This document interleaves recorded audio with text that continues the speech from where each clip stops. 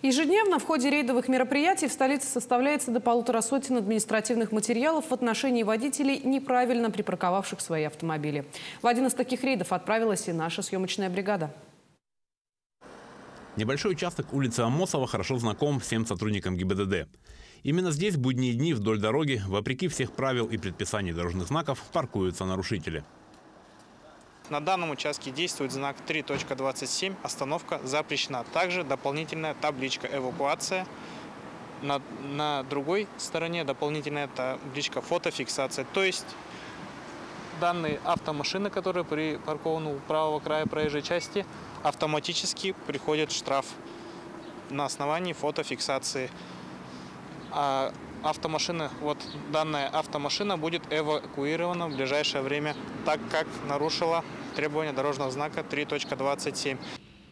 И такая картина по городу повсеместно. Например, на проспекте Ленина у здания городской администрации во время работы эвакуатора стоило убрать одну машину, как ее место тут же занимает новый нарушитель. Как правило, у всех водителей одно оправдание – спешил и не обратил внимания на знаки. Вообще такие нарушения у нас по всему городу. Также мы в ходе мониторинга сети интернет выявляем такие нарушения. Горожане отправляют фотографии автомобилей, которые неправильно припарковались. Также хотим напомнить, чтобы водители обращали внимание на знаки. В этих знаках, дорожных знаках, все конкретно нарисовано, скажем так, как надо правильно припарковать свой автомобиль. В борьбе с неправильной парковкой инспекторы часто выступают с профилактической миссией.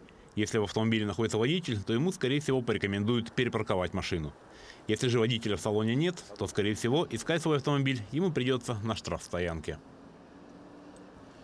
Александр Хавренко, Джилус Иннокентьев, Якутск.